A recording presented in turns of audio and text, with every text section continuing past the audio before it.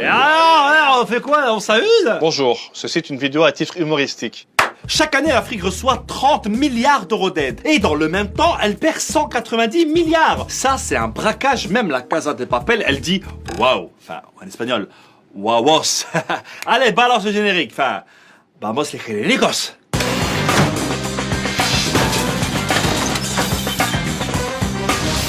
L'homme africain n'est pas assez entré dans l'histoire. L'Afrique n'est pas pauvre, on l'appauvrit. Justice accuse Vincent Bolloré d'avoir aidé des chefs d'État africains à se maintenir au pouvoir. Pour comprendre la situation en Afrique, il faut remonter à un temps que les moins de 20 ans ne peuvent pas connaître. Repose en paix, Johnny.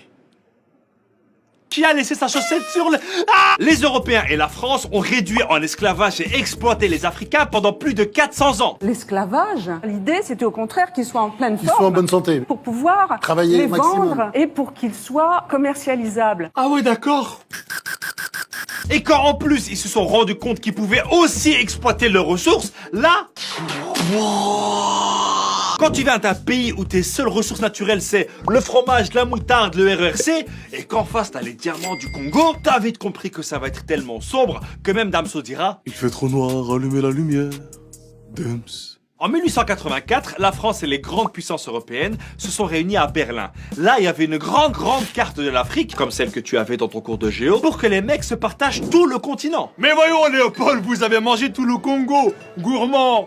Est-ce que l'un de ces messieurs ici voudrait jouir de la Côte d'Ivoire ou du Niger? Je sais pas si t'imagines, mais ils ont découpé un continent de 30 millions de kilomètres carrés en 50 colonies. Et quand je te parle de colonies, je te parle pas de tes colonies avec tes potes à La Rochelle pour les vacances, mais bien de colonies où ça fouette et ça coupe des mains. Et c'est pour ça qu'il y a plein de pays d'Afrique, t'as l'impression qu'il y a un mec qui a pris une équerre et qu'il a dessiné les frontières lui-même. Après les deux guerres mondiales, les pays africains, vu qu'ils en avaient marre de se faire dominer, ils ont demandé leur indépendance. Tu me diras, logique, logique. Et la France, elle était pas vraiment d'accord, hein. Il y a qu'à voir avec la guerre d'Algérie. Oh, 1, 2, 3, Aviva l'Algérie, j'ai dit 1, 2, 3, Aviva frère, on n'est pas un match de foot ici. Donc du coup, la France, elle s'est dit, comment je peux continuer à tout diriger, mais sans me faire cramer? Et donc l'Élysée a créé à cette époque ce qu'on appelait la cellule africaine. C'était un service spécial qui s'occupait soit d'aider l'ancienne colonie, soit d'y foutre le bordel. Ça dépendait un peu des intérêts de la France. Et tout ça pendant 49 ans, de Gaulle jusqu'à Chirac. Et si par malheur un dirigeant ne likait pas la cellule africaine, il finissait assassiné. Par exemple au Togo, Sylvanus Olympio a été assassiné. Ou encore au Burkina Faso, Thomas Sankara assassiné. Par contre, s'ils obéissaient, ils restaient au pouvoir dans le plus grand des calmes. I want you.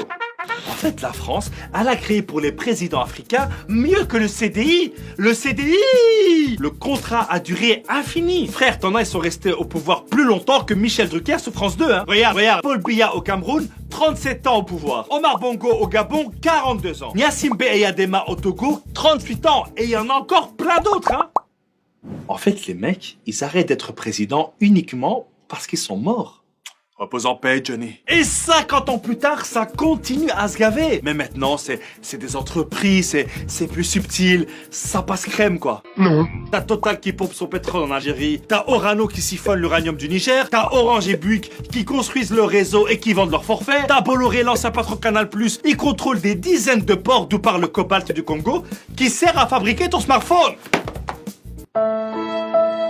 En fait, l'Afrique, c'est Black Friday, mais tous les jours. Une grande partie de l'argent qui est dans notre porte-monnaie vient précisément de l'exploitation, depuis des siècles, de l'Afrique. Si l'Afrique pouvait exploiter ses propres ressources naturelles et économiques, virer le franc CFA, et être vraiment indépendante, ce serait le Wakanda, frère. Et moi, j'ai une question. À ton avis, au final, que serait la France sans l'Afrique? Mais Abdel, je t'ai déjà dit.